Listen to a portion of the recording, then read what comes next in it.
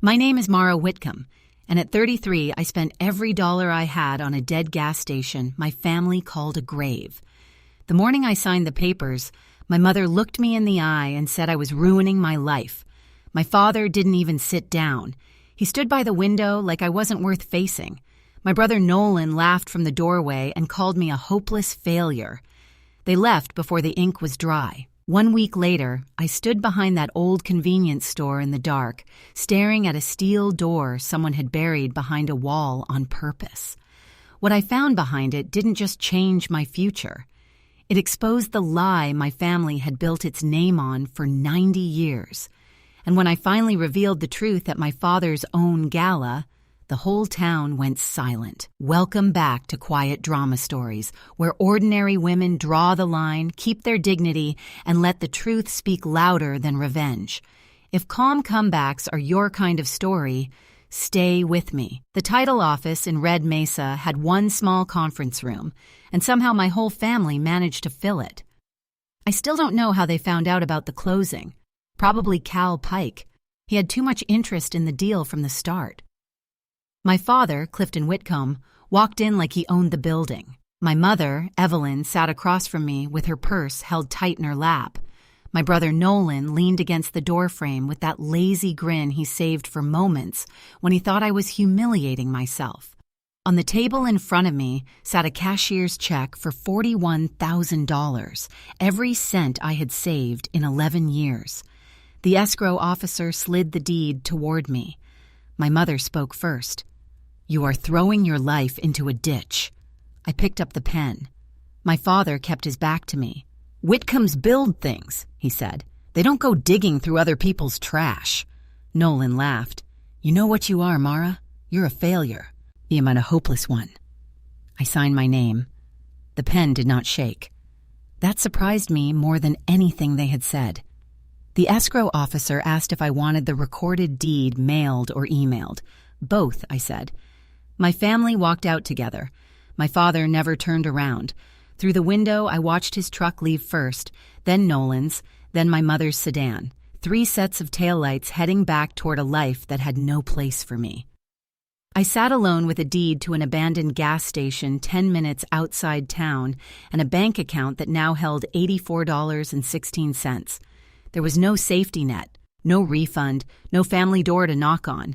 I had won the only argument that mattered and lost everyone in the room. People in Red Mesa thought I was the Whitcomb who couldn't hold anything together. The truth was duller and uglier. For 6 years, I kept the books for Whitcomb Land and Holdings, my father's company. I was good at it. Careful, quiet, useful. Then came a land deal in 2019, a strip parcel off County Road 11. The numbers Nolan wanted entered didn't match the money that had actually moved. I flagged it twice in writing. He told me to leave it alone, said I didn't understand how deals worked. When the county started asking questions, the records had my initials on them. Nolan's name was nowhere. My father chose his son. I didn't fight hard enough. Fighting your own family in public feels like burning down the only house you've ever known, even when the house is already burning you, so I left. I opened a one-woman bookkeeping office on 2nd Street. For 2 years, I did honest work for small businesses that paid late but smiled kindly. It almost worked.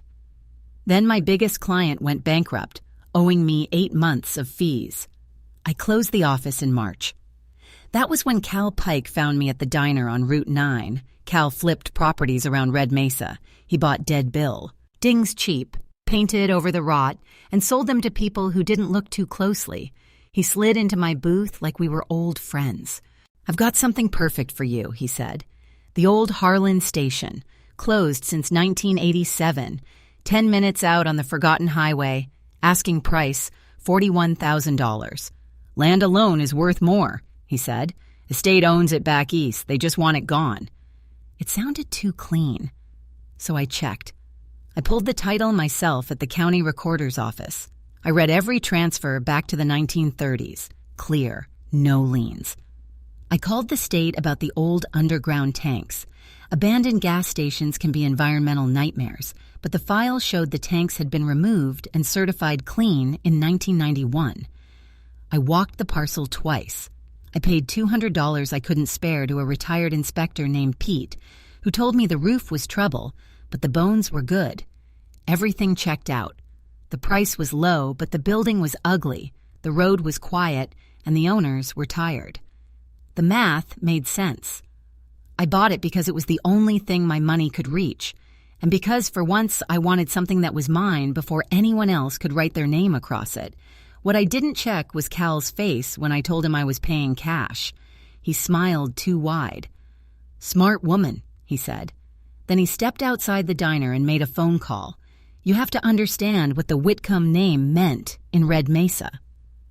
My grandfather, Silas Whitcomb, came here with nothing during the Depression and somehow ended up owning half of Main Street.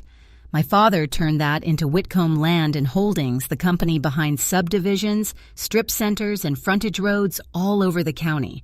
There was a Whitcomb wing at the hospital, a Whitcomb scholarship at the high school. When people said our name, they said it like a landmark. That fall, the Chamber of Commerce was naming my father Citizen of the Year at the Founders' Day Gala. 200 people. The mayor, the paper. Every person in town who mattered. My father had been the unofficial king of Red Mesa my whole life, and now they were going to crown him in public. I grew up knowing the name was a roof over our heads, and that roof had rules. You did not embarrass it. You did not question it. You did not walk away and buy the ugliest building on Route 9 with your last dollar during the same season your father was being honored. My mother said I had done it to shame them. I hadn't. I had done it because it was the only thing I could afford, but I knew the gala was coming. I knew my father would stand on that stage with a plaque and a microphone. I just didn't know yet that the same stage would become the place where the truth finally came out. The first night I owned the station, I drove out there alone with a flashlight and a thermos of coffee. The Harlan station sat low against the dark. 2 dead pumps leaned out front. The convenience store windows were fogged with dust. The sign above the awning had faded so badly you could barely read the letters. I unlocked the door with the key from the yellow envelope. The smell hit first. Old fuel soaked into concrete. Under that, something chalky and damp, like wet plaster sealed in darkness for decades. The front room was empty except for rusted coolers and a cash counter with an old register still bolted down.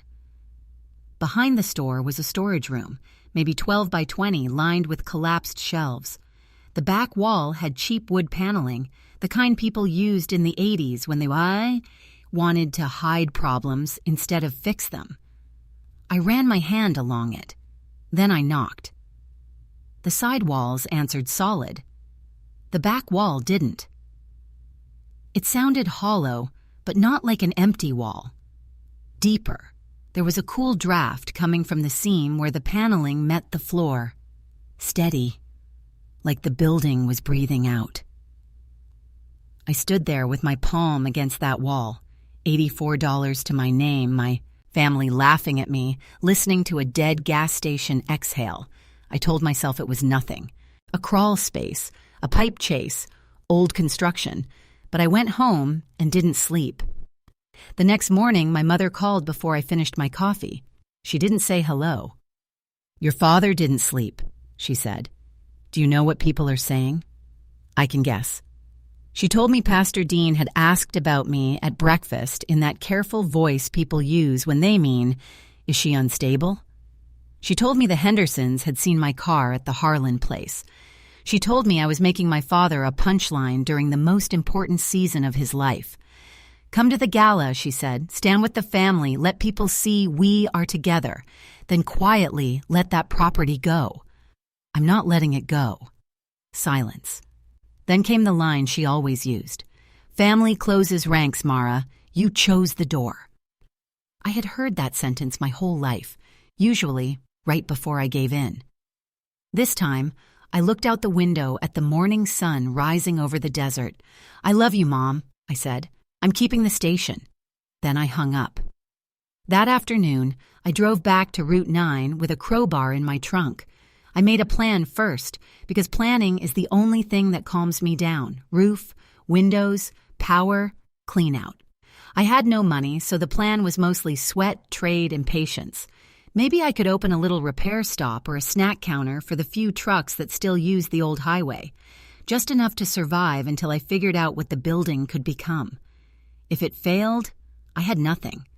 That was the deal I signed. I hauled out shelves, swept up decades of grit, and pulled broken boards from the storage room. By late afternoon, I stood in front of the back wall with the crowbar. One panel, I told myself. Just one. The first sheet came away with the scream of old nails. Cold air rolled over my shoes. Behind the paneling was not a crawl space. It was poured concrete, smooth, deliberate. And set into it was a steel door, not a closet door. A heavy riveted slab with a round bolt handle, sealed shut, painted over, and then hidden behind paneling by someone who wanted it forgotten twice. Once behind concrete, again behind wood. I stood there holding the crowbar, my heart beating hard. I knew two things. This was bigger than a gas station, and I was the only person who knew it was there. I didn't open it that night. That matters. My whole life, my family treated me like I couldn't see the big picture, so I made myself slow down. I photographed the door from every angle. I wrote down the date, time, and condition of the seal. I measured it. Then I went home and started reading. Records are safer than guesses. The Harlan station had not always been a gas station. In the 1920s, the parcel had been a bonded warehouse owned by a man named Edwin Harlan. Bonded meant the federal government licensed it to store goods under seal. During Prohibition, bonded warehouses were one of the few legal places liquor could exist. Medicinal stock, distillery reserves, government-sealed inventory. In 1936, after the Harlans were gone, the building became a gas station. Somewhere in that change, someone sealed the old bonded room and built over the memory of it.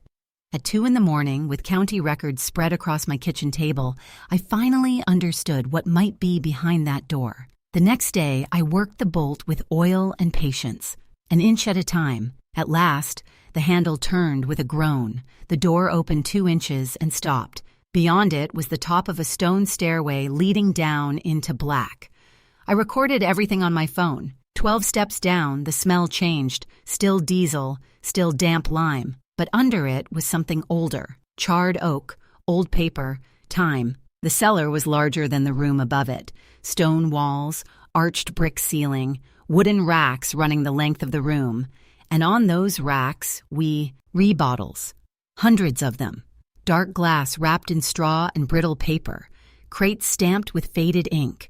I lifted one carefully. The glass was heavy and uneven, blown by hand. Wax sealed the cork. A strip stamp crossed the cap. The label was stained but readable. Bonded whiskey. Dated 1924. My hands stopped being steady. I knew enough to understand that one authenticated bottle of pre-repeal whiskey could bring serious money, and I was standing inside a sealed room full of them. I didn't scream. I didn't call anyone. I sat on the bottom step, counted crates, estimated bottles, and forced myself to breathe before I let the number become real. Because the bottles were not the fortune. The paperwork was. Old liquor without proof can become a curiosity, a legal problem, or nothing at all. The difference between junk and history is provenance. Who made it? Who stored it? Who owned it? How did it get from there to here?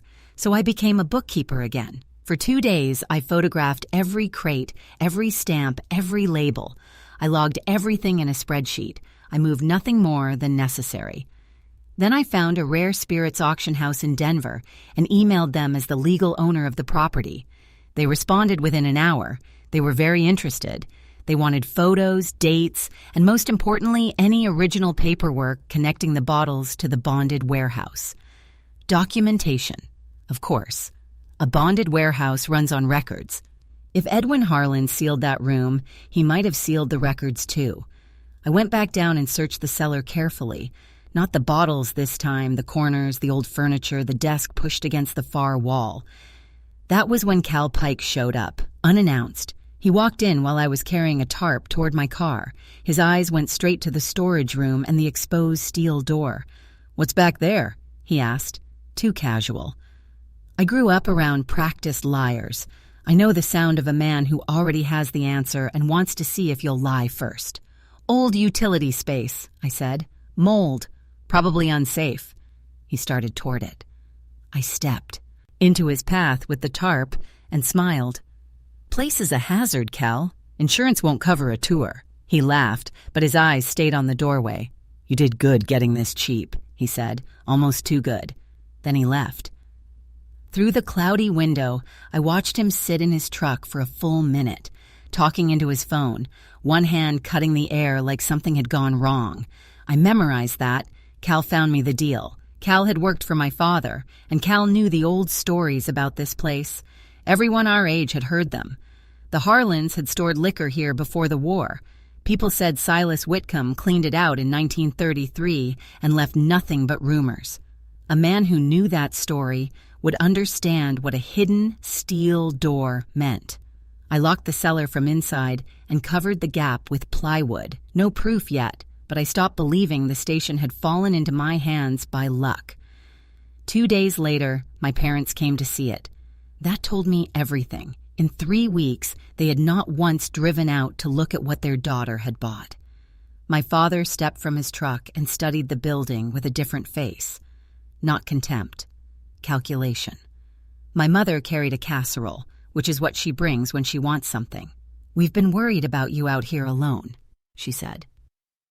My father walked the lot, looking at the frontage, the highway, the old pumps. "Good location," he said. "Always was." Then he got to the point. "Mara, a property like this has tax issues, liability issues. It's too much for one person. We could fold it into holdings, keep it in the family, protect you on paper." Protect me? 3 weeks earlier, I was a failure digging through trash. Now my father wanted to protect me with a quitclaim deed. I asked where he heard the place was worth protecting. My mother's eyes flicked to his. There was my answer. Cal. "I'm fine on the paperwork," I said, "and that's the one thing I've always been good at." My father's jaw tightened. He didn't push. Not yet. They left the casserole and drove away. I stood in my lot and understood the laughing was over. The Whitcombs had decided the gas station was worth having, which meant they had decided it was worth taking. I found the records the next night. The old desk in the cellar was bolted to the floor. Behind it, low in the stone wall, was a small iron door I had missed before. It took an hour to work the hinge loose. Inside was a brass-cornered strongbox, green with age and heavy as stone. I carried it upstairs and opened it on the counter. Inside were Edwin Harlan's records, a bonded manifest listing cases by lot and proof, a federal warehouse permit, and beneath those, wrapped in oilcloth, 2 papers that mattered more than the rest, a promissory note from 1931 and a bill of sale from March of that year. I read the buyer's name 3 times before it settled in my mind. Silas Whitcomb, my grandfather, the man who came to Red Mesa with nothing. Behind the bill of sale was a county foreclosure notice from 1933. Together, the papers told the truth. Silas had loaned Edwin Harlan money during the Depression against the warehouse, at terms that were cruel even on paper. Full balance due in 90 days. When Harlan couldn't pay, Silas took the land, the building, and everything in it for the debt. Everything in it, except he never found the cellar. The bonded room had already been sealed when he took the keys. I sat at the counter holding 90 years of my family's first lie. The fortune my father built his pride on started in the same building he had called trash. A different woman might have driven straight to her father's house and thrown the papers on his table. I wanted to. But I had learned the satisfying thing and the smart thing are rarely the same. So I did it properly. The next morning, I scanned every page front and back. I saved copies in 3 places. I drove the originals to a bank 2 towns over and locked them in a safe deposit box under my name. I sent the manifest and permit to the Denver appraiser. He called them extraordinary. Then I pulled my own deed again and confirmed the fact that would matter when the shouting started. I owned the station free and clear, Bought with my money, recorded in my name, no lien, no cosigner, no Whitcomb Holdings. The 1931 bill of sale didn't change ownership. It changed the story. I made a folder like I used to make for audits. Deed, title chain, manifest, permit, appraisal notes, bill of sale, foreclosure notice. I didn't need to beat my father in an argument. I needed clean paper, and for the first time in my life, I had more of it than he did. Nolan came next. My father never throws the first punch himself. He sends someone. My brother walked into the station wearing his company jacket and looked around like he was pricing shelves. "Heard you've been busy," he said. He didn't bother with a casserole. "Holdings would buy the property," he said. "Fair number. Take the headache off my hands. Keep it in the family where it belonged." When I said no, the concern fell off his face. "You don't get it," he said. "That land has Whitcomb history. Granddad's history. Whatever you dug up out there isn't just yours. There's a moral question." A moral question from Nolan. The comedy wrote itself, but I behaved because apparently growth is real and deeply annoying. "What history?" I asked. He smirked. "You think I don't know about old Harlan? Dad told me years ago. Granddad got that place fair and square in '33. Fair and square. He said it like a prayer. He had no idea I held the foreclosure notice that proved otherwise. But now I knew something important. They had always known. The Whitcombs had known where the name started. They simply repeated the cleaner version until it sounded true. Nolan left after telling me I had until Founders Day to be reasonable. I didn't ask what Founders Day had to do with it. I already knew. My father came alone the next evening. He found me sweeping at dusk. For once, he didn't begin with judgment. "I used to drive past here as a boy," he said. "Your grandfather would bring me. He'd sit in the truck and stare at it." He touched the dusty counter. 40 years I built this town. Roads, houses, businesses. And in 20 years, what will they remember? Nothing. They put up a plaque, then forget your face." For 1 second, I saw the fear underneath him. A man terrified that the town he built would someday forget he existed. Then he ruined it, because men like my father mistake tenderness for weakness and slam the door on it fast. "That's why family has to hold," he said. "Whatever you found, it's a Whitcomb matter.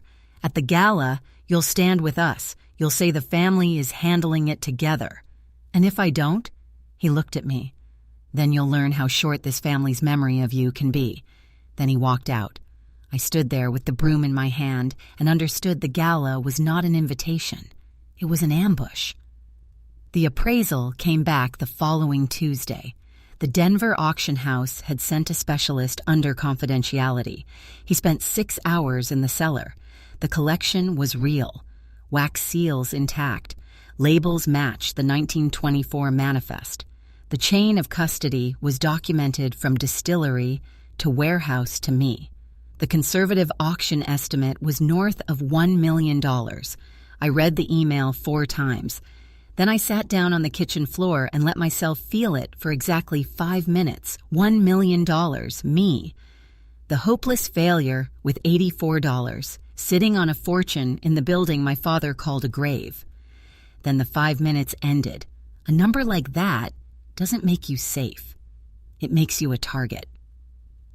So I went looking for why Cal had handed me the property. I called the estate back east.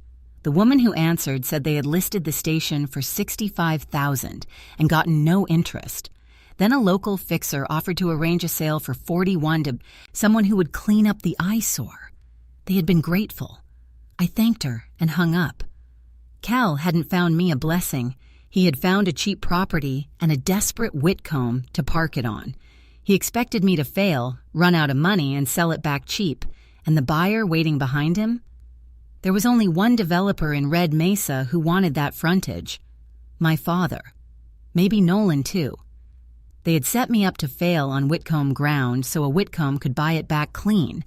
The only thing they didn't count on was that the failure would dig. When Cal called later with a friendly offer to talk options, I let him finish. Then I said, "You bet on me failing, Cal. That was your first mistake." And I hung up. I could have sold the whiskey, taken the money, and disappeared. Part of me wanted that. Somewhere green, somewhere quiet, somewhere no one knew the Whitcomb name, but running would leave them the land, the story, and the pleasure of watching me vanish. So I made a different plan. I would sell the collection through Denver, publicly and legally, under my name. No whispers, no family claims, no backroom deal, and I would keep the station, not as a snack stop anymore, as something real. I had been speaking quietly with a developer named Grant Sutter from the next county. He had wanted into Red Mesa for years, but Whitcomb Holdings had blocked him every time. He saw what the old highway could become: a restored station, a roadhouse, a destination. My father's rival standing on the parcel my father wanted. There was justice in that. I didn't need to decorate it. For 2 weeks, I did nothing my family could see and everything that mattered. I signed the auction consignment with Denver. I signed a letter of intent with Sutter. I hired a lawyer 2 towns over, one no Whitcomb had ever bought lunch for, and had him review the title. He confirmed in writing that the property and I, as contents, were mine alone. Every document went into the folder. My father spread the story that his troubled daughter had stumbled onto something valuable, and the family was helping her manage it. Nolan hinted there were questions about how I had acquired Whitcomb ground. My mother told people I was emotional. They had charm. I had signatures. They had whispers. I had paper. And paper, thank heaven, does not care how important a man thinks he is. By the second week of October, the pressure turned public. At the grocery store, Mrs. Henderson told me she hoped I would do right by my poor father after all he had done for this town. At the gas pump, a stranger called me the Whitcomb girl airing dirty laundry. Someone wrote an unsigned letter to the paper about ungrateful children. I knew the rhythm of it. My father had turned the town into a chorus, and the song was simple. I was confused. I was greedy. I was tearing down a good man during his finest hour. 4 days before Founders Day, the formal invitation arrived. My mother brought it herself. Mr. and Mrs. Clifton Whitcomb request the honor of their daughter's presence at the Founders Day Gala in celebration of Clifton Whitcomb, Citizen of the Year. Your father wants you on stage, she said. He'll speak about new beginnings, about the family coming together around the old station. It will mean everything if you do the right thing in front of everyone. What is the right thing? She smoothed her coat. Letting the family handle the property, saying so kindly, putting this ugliness behind us. So there it was, the script.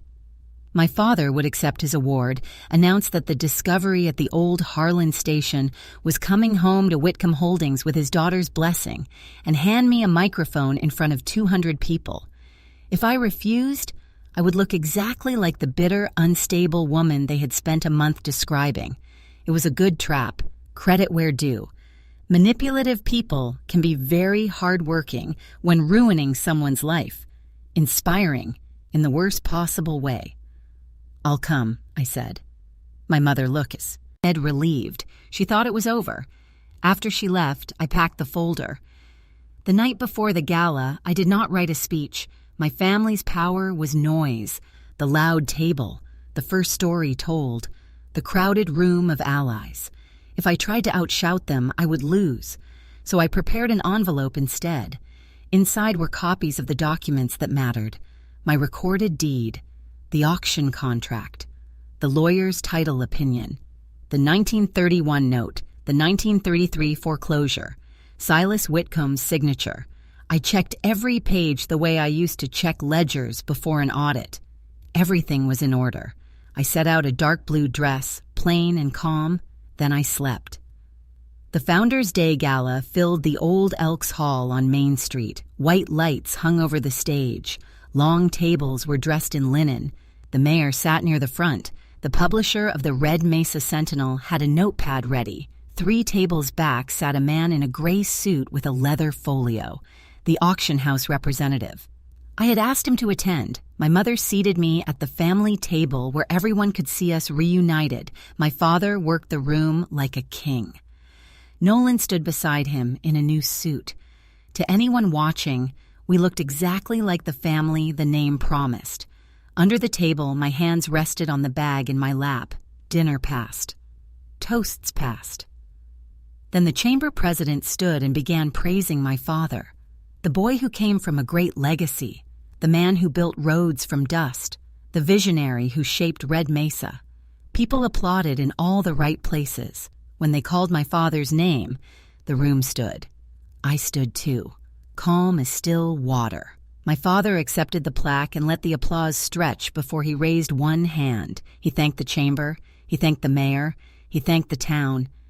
Then he told the story of Silas Whitcomb, the man who came here with nothing and built everything. The room loved it. They always had. Then his eyes found me. "This town knows my family has had a hard season," he said. "My daughter Mara took a chance on the old Harlan place. Some folks thought she was foolish." A soft laugh moved through the room. But Whitcombs don't quit on each other. And what she found out there belongs not just to her, but to all of us, to this town's history. Tonight, I'm proud to say the discovery at the old station is coming home where it belongs, into the family, with my daughter's blessing. Applause began.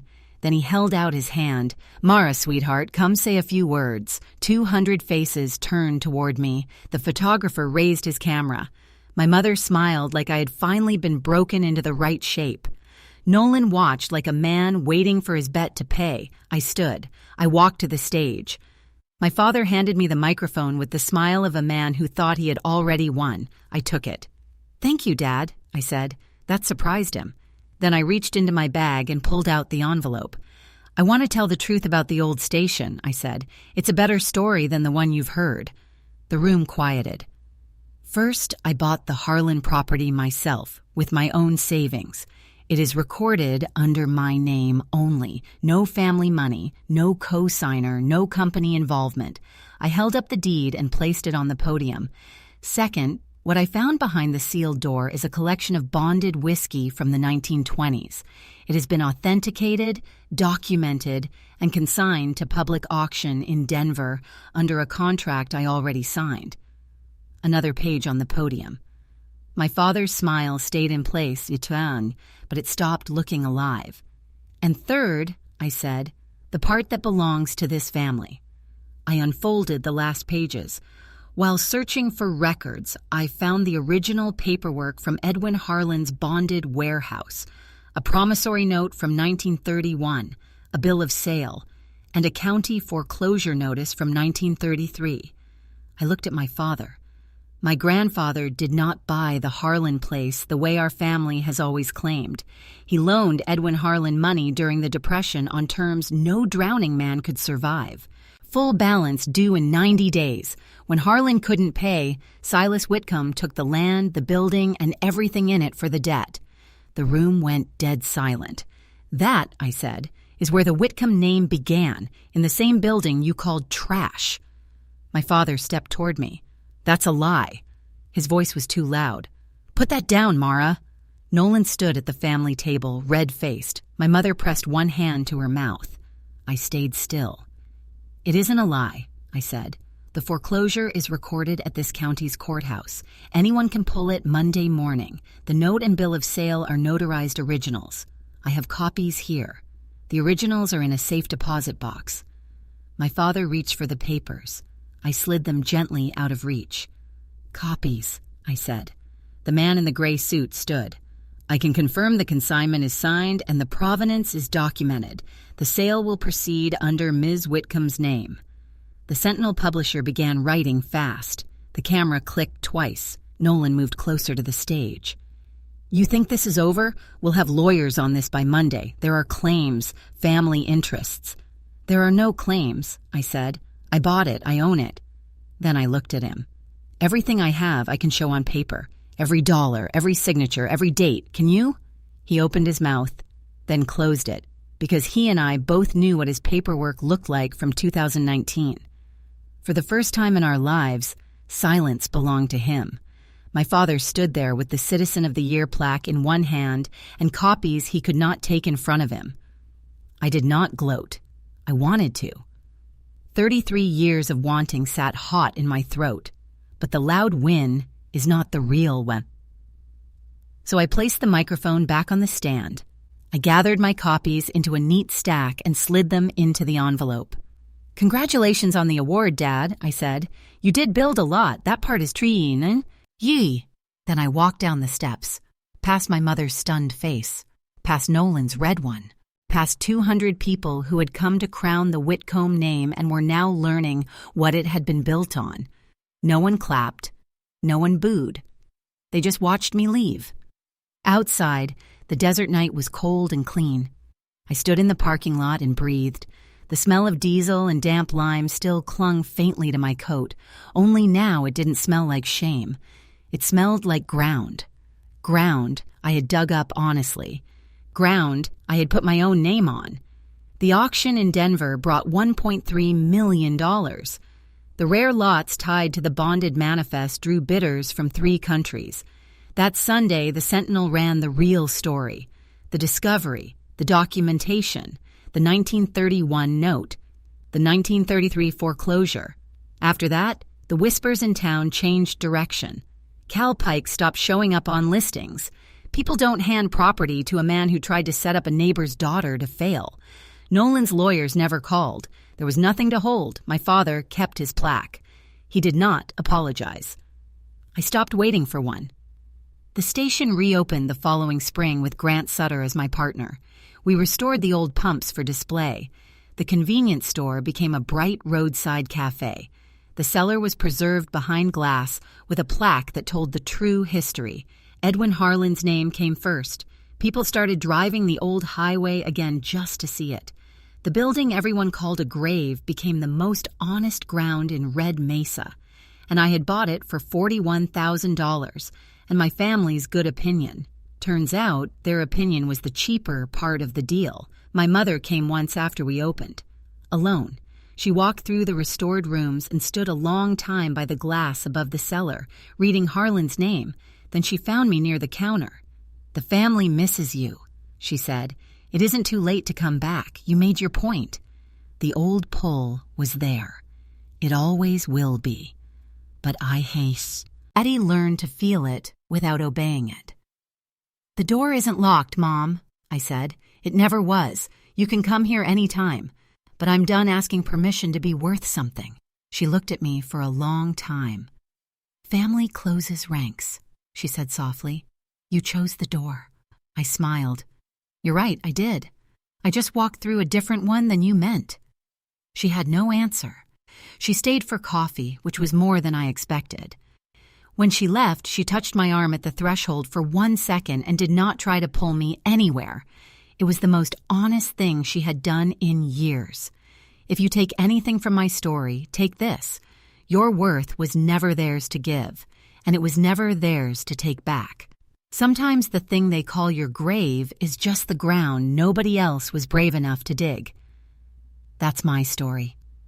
One forgotten station, one sealed door, one family name that was never as clean as it looked, and one woman who finally stopped asking permission to stand on her own ground. If this reminded you that your life belongs to you, share it with someone who needs to hear that tonight. Subscribe my channel for more quiet comeback stories, and I'll see you in the next one.